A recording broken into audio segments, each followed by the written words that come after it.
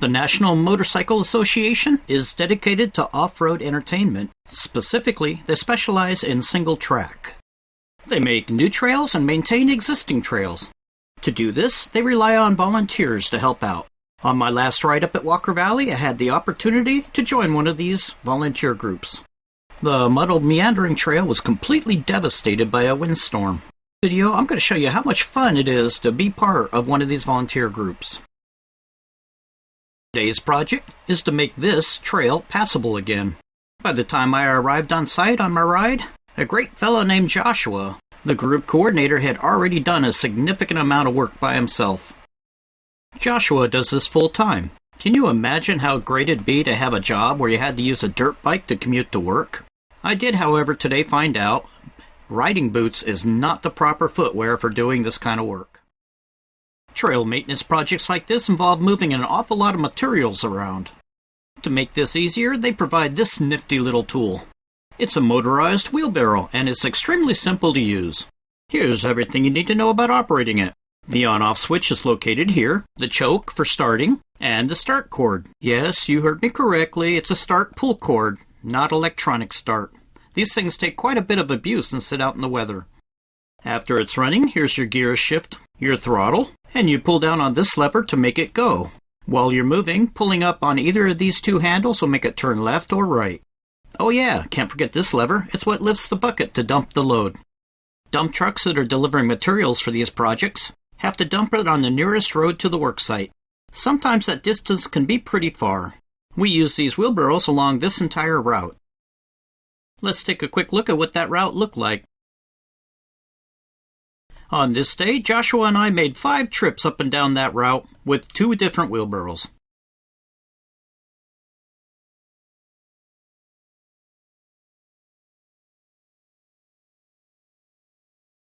When the wheelbarrows are empty, they'll pretty much go as fast as you can walk.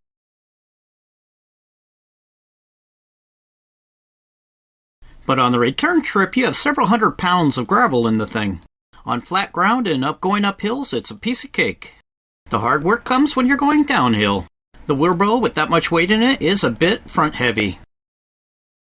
My trail boss was extremely patient with me since I was going much slower than him. But he was right there beside me operating these things like a pro. When it comes time to actually dump the load, experience with the wheelbarrow makes a heck of a difference. Now that we have our gravel, it's really time to get to work. This trail's designed for quads, so we need to widen it. A chainsaw makes that pretty easy work. Easy if Joshua's doing it, not if I'm doing it. Oh, and to answer your question, no, they don't let you use a chainsaw on a work party. That only makes sense.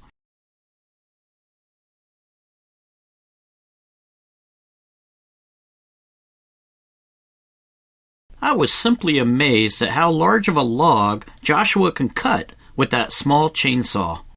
And to make it even more impressive, your posture while cutting isn't always ideal.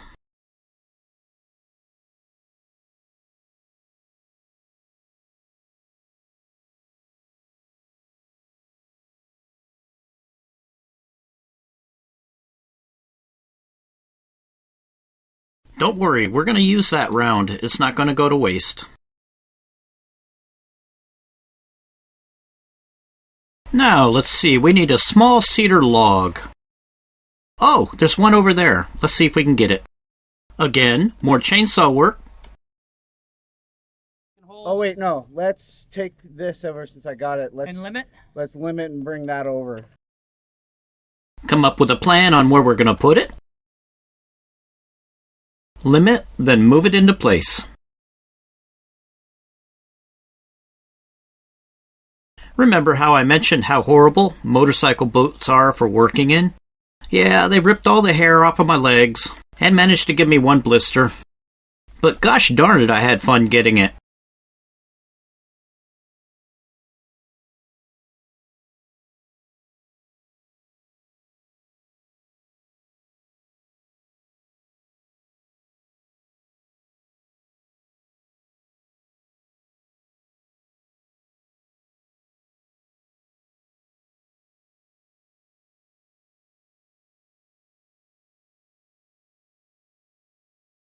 Once the log's in place, we cut to fit.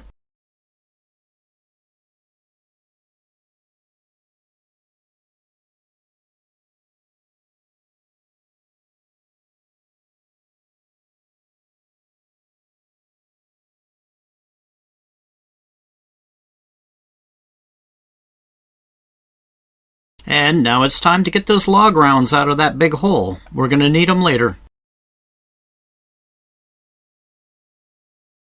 This job is immensely easier if you're not by yourself.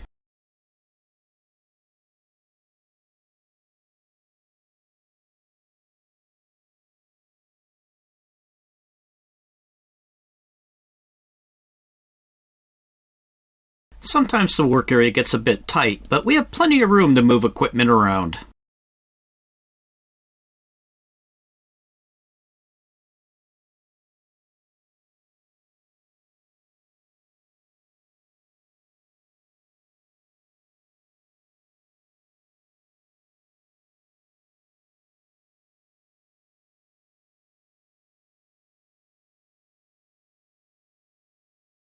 Okay, everything's in place. Let's start putting this stuff together.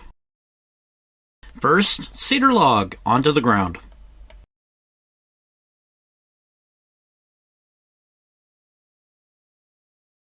Take time off to move all your equipment out of the way to let some motorcycles through. After seeing how long it takes to reposition equipment to let people through, as a rider, I now understand why they close trails when they're working on them.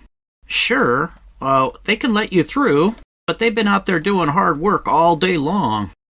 The last thing they need is to have to move their equipment out of the way, then get it back into place every time somebody wants to ride by. And yes, you're not imagining this, that second person riding on that bike did not have a helmet on.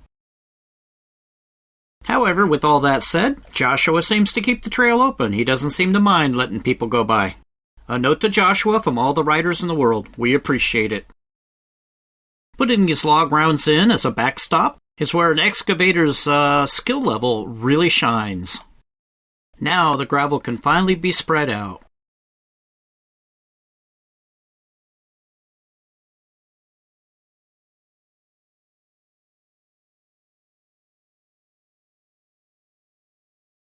We have a big hole on the left-hand side that needs to be filled up, and we happen to have some extra log rounds. Let's move them.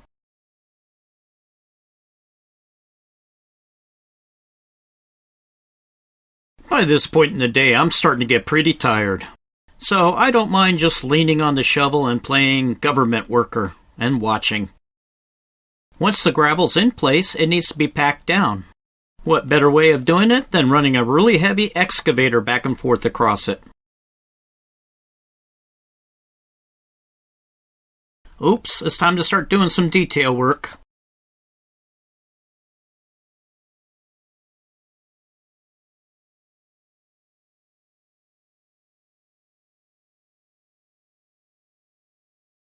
And there you have it. The trail went from this to this.